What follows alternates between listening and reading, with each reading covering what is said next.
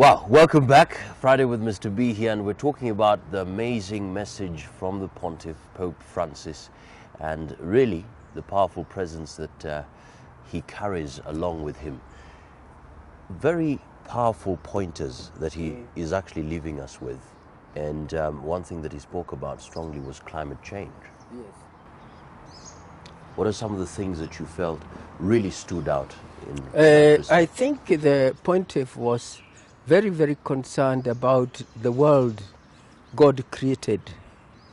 And from his perspective, when he created, and it was represented in that wonderful Garden of Eden, that was green and it was rich in fruits. It was beautiful. Of course, when God created the whole diversity, they call it, some of it, they call it today biodiversity. And he said it was good. And now that's what we have been destroying over the years. And the survival of humanity really depends on that environment. Environment is described as the asset upon which other assets are built on. So there is all these things we build, like this house, like all these things. But there is an asset upon which they are built.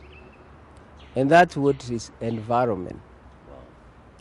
He looks at a human society like it is imagining that it can live while at the same time it is destroying the very lifeline. And it reminds of this guy who had sat on a branch of a tree, but he was at towards the end of the branch, but is cutting where the branch and the stem are touching. Exactly. At the end, he is going to fall with a big bang. That's what we are doing. And there is irrationality within ourselves. Because take like now carbon monoxide, when you are driving in this and there is traffic jam, and he mentioned about hydrocarbon. These are things that have the carbon, and the result becomes CO2 or carbon monoxide. Monoxide is a very powerful killer, by the way. Even if you put your exhaust and guide it with a pipe to inside your car and you close the windows, you will just go like slowly and die. Because when it gets inside you, it plucks oxygen from the body. So it is a powerful killer. And the fact we don't see it because it's invisible, is a gas. We sit in our cars, and he feels that strongly we must create mechanisms that will contain that greed that makes us destroy environment. And you remember, symbolically, he planted a tree. Yes. This is why we in WTV, we have started an initiative, Trees for Birthday. This means that every year we can plant 44 million trees. Just like that. And you know why? Many people wonder, why trees? Because trees, they get the carbon dioxide. They use carbon dioxide From us. and they create this mass. The mass you see on a tree trunk is fixing carbon there. it takes it in there and they fix it there. And so the more we plant these trees, the more. Of course, we have also to stop using systems that are emitting. We must create systems that are sustainable. Sustainable, like if you have solar power, that you are not creating any monoxide.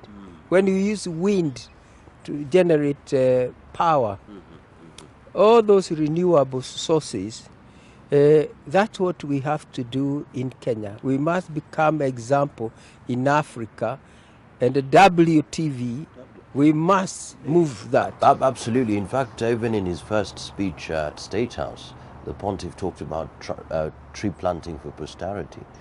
And I looked at the connection Yes.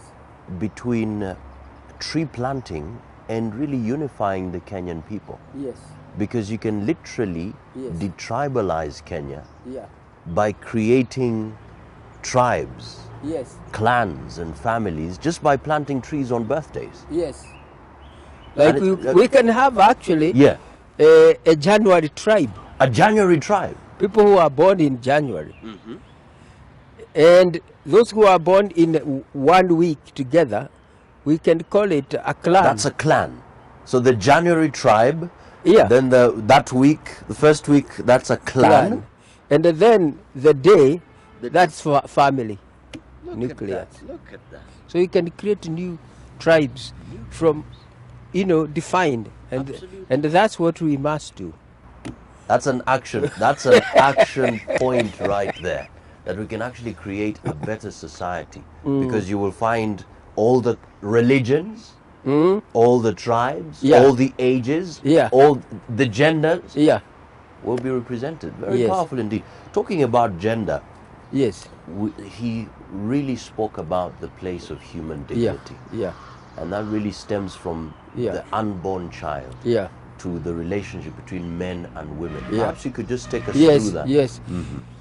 He actually first said that the arrogance of man in Kenya vis-a-vis the women, and it made me actually stop for a moment. I said, how does he know? Because it's true.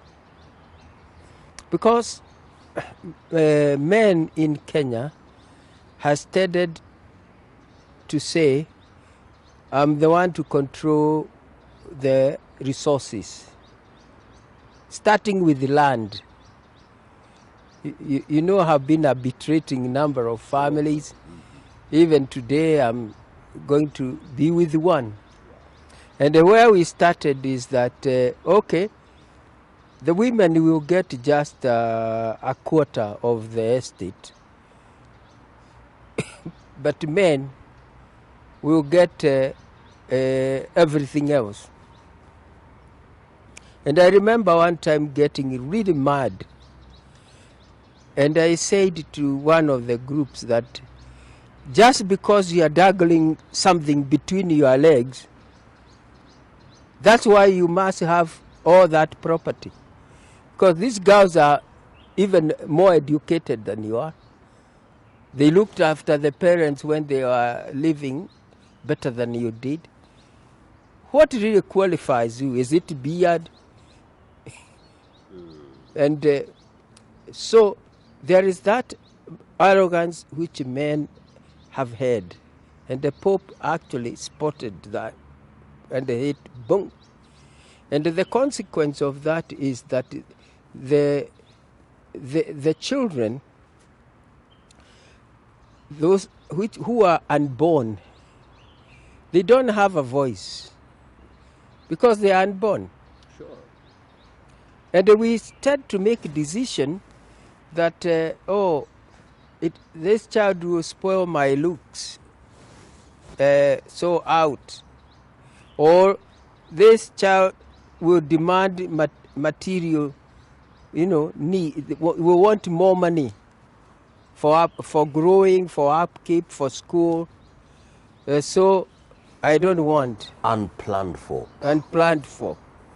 And this has been a very major debate. And the arrogance of that position is that what makes me look good is when I have very few people to share with. If I can share only with myself, is okay. But you see, the other one is that to sustain human society, we must look at the unborn as ourselves in the next day, in next year, in future. There are countries like in Europe, Nordic countries, Europe in general, German, America, and they have negative growth. So the death percent is higher than the birth percentage, which means their societies are dying. Yeah? So even for our self-interest, we must really look at the child and its dignity and not say that, I didn't plan. You are not God. Sure. There are things you can, yes, plan, and nobody, you can say, I have the child this time and this time, that's fine. But the moment, you know, you say, there's oh, conception. there is conception, That's it. you need to accept that I must take care of this child. And there are people who argue, suppose the mother, for instance, of Obama said, I already have issues with the father. Oh, so we He's wouldn't not- have a president. Yeah, doesn't seem interested even to marry me. Let me abort. There would not have been Obama. Sure. The mother of Mandela would have said the same. The mother of Jomo Kenyatta, because they were very poor, would have said the same. The mother of Mwakazi would have said the same. Sure. So it is something that we must follow what the Pope was saying yesterday. We must treat women with dignity, and our leadership must be that nurtures them to realize their potential. Exactly. You know, we've spoken a lot about what the pontiff spoke about. From your perspective, what are those key things that the Kenyan people can say, you know what, we've heard, we want to act. Yes. We want to pick 1, 2, 3 things, and from today, we want to act upon them, so that number one, yes, it will be as a sign of respect to the pontiff, but at the Yes. same time, our Yes. commitment to Yes. see this country become better. Yes, as he spoke, I had a notebook. So I hope many people had notebook. And because probably he will never come again in Africa. It was the first time. Interreligious understanding and collaboration. Kenya is key. So we need immediately to start dialogue. Islam, Hindu, Christians of all types, we need to get together. And it is in Kenya is new, not new. I was a part of those people who brought together Ufungamano Initiative. It is the one that pushed for the constitutional change. It had all the religious groups. I was actually part of the architect of that. So we need to revive that spirit because it was there. Then the Kenya, this culture of corruption, we must not relent. We have already started the war. For us, we need, as you and I, to start discussing with other media houses, because we have taken a position that we know all of us are corrupt. Let's not blame there or there. Let's start from where we are. That is another one that we must again together. Then the climate change, that is something that is doable. And with the energy Kenya has, we can be a model, an example of the whole world, the whole of Africa. After all, UNEP, which is the UN body that is in charge of environment, is here in Kenya. We need to see how we can work together. And with that initiative of, the answer is in the Tree for Birthday. It's very simple. It's very simple. It's easy to, one tree. Just one tree a year, Yeah, and yeah. you take care of it, and Yeah. it belongs to you. In Yeah. fact, currently the Ministry of Environment Yeah. is telling Kenyans to plant trees. Yes. But you see, you can't tell people just plant trees. Yeah. There has to be some kind of Structures motivation, and the structure. motivation. And a birthday, everyone has a birthday. Yeah, yeah. So I think those, probably we can crown all that with the change of values, that we must not worship the material, that we use material as a means to help us rather than an end by itself. So we must always see material was given to us by God, the money, so that we can help each other, we can help ourselves, but it's not something to worship. Right. Yeah. Absolutely. You know, he spoke to us. What's your message to him? If you were to speak to him one-on-one, what would be your message? Yes. What I would say is that, like every leader, he must not relent to forces that are shouting loudest, like they will say, this is a very conservative Pope. So don't listen to those voices that being liberal is what is the in thing. And therefore, when Americans, they want to talk about homosexual, that this is an ideal of freedom. But you know, Pope, I would tell him, keep on the track that the freedom is not free to do anything you think. It is freedom is to move in the direction God intended us to do. That is where the freedom, that's how he should continue defining freedom. And tell people, I would tell him that if freedom means you do anything you want, suppose in the city of Nairobi, we decide to drive in every direction and at any time, because we have freedom, we are exercising freedom, it will create loss of freedom, and it will create chaos, and the chaos will destroy life.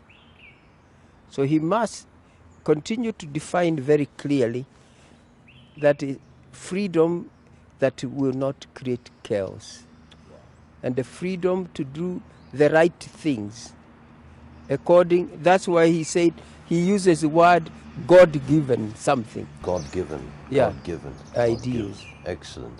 Well, thank you so much. It's been Friday with Mr. B, talking to Mr. Biden Bulwa, journalist of over 30 years. And we are here, we're saying thank you so much for watching, and of course to the Pontiff, thank you so much for coming to Kenya, and we take your message very seriously, and we hope the Kenyan people will definitely begin to act upon some of the things we've talked about. Next week is also another moment to learn and really be ready to act. Friday with Mr. B. All the best.